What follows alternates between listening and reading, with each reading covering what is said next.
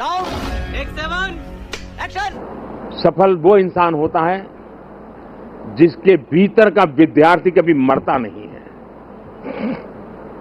कई लोग मुझे इस चुनाव में भी और हमेशा, मैं पिछले 30 साल से ये सवाल सुन सुन के थक चुका हूं कि इतनी एनर्जी लाते कहां से हो, थकते क्यों नहीं हो, मुझे लोग पूछते रहते हैं। तो जाना दोस्तों, सफल इंसान वो होता है जिसके भीतर का विद्यार्थी कभी मरता नहीं है। तो समझ में ये नहीं आता कि मोदी जी स्कूल भी नहीं गए तो उनके अंदर विद्यार्थी कैसे जी रहा है। लेकिन सफल इंसान वो भी होता है जो काम करे या ना करे, लेकिन हर एक एंगल से कैमरा लगवाए, उसमें अपने अलावा किसी और को भी ना आने दे। और दोस्तों, मैंने भी सोचा था कि मैं भी सफल इंसान बनूंगा, लेकिन मेरे अंदर का विद्यार्थी चौथी फेल होते ही मर गया था, जिसकी वजह से मैं अब सफल इंसान नहीं बन पाऊंगा। हर बात में झूठ बोलना पड़ेगा साहब जी की तरह। इसी तरह किसान भी है कि जब तक वो दिन भर काम करके रात को भगाए ना सांड तो नहीं बन पाएंगे सफल किसान, और जब तक तलोगे ना पकौड़ा तब तक नहीं हो पाओगे सफल बेरोजगार। ये बड़ी अच्छी बात कही आप।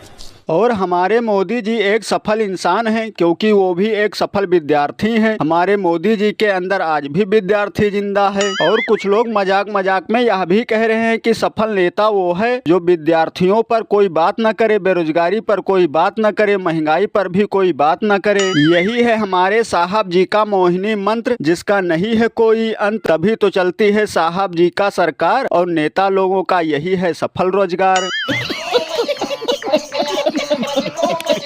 और अभी तो रुको, क्लाइमैक्स अभी बाकी है। इस समय एक बड़ी खबर ट्राई के हवाले से हमें मिल रही है। सूत्रों के मुताबिक अब जल्दी आपको अपने मोबाइल और लैंडलाइन फोन के नंबर के लिए फीस देनी पड़ सकती है। भारतीय दूरसंचार नियामक प्राधिकरण यानी ट्राई का कहना है कि फोन नंबर एक तरह से सार्वजनिक संसाधन है और उस पर फीस लगाई जानी। ये सब क्या देखना पड़ रहा है?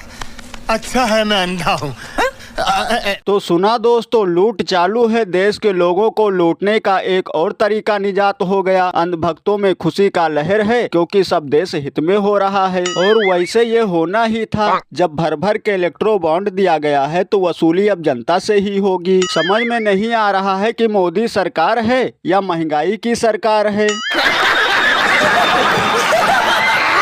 यहाँ एक तरफ जनता महंगाई से वैसे ही परेशान है, कमाने के लिए नहीं कोई रोजगार है, ऊपर से ये टेलीकॉम कंपनियां भी मेहरबान हैं। यही है हमारे देश का दुर्भाग्य कि महंगाई पर नेता लोग कुछ बोलेंगे नहीं, अगर बोलेंगे तो कमीशन पाएंगे नहीं। अगर ऐसा ही रहा तो कुछ दिन में सांस लेने पर भी देने होंगे पैसे। अब सरकार हमारी चलेगी ही ऐसे। यही है हमारे देश का रोजगार। नहीं ये बड़े बड़े लोग भी ठेला लगा कर बेचते चाट, तभी चलता इनका रोजी रोटी। नहीं गांव गांव जाकर बेचते गजरा और चोटी।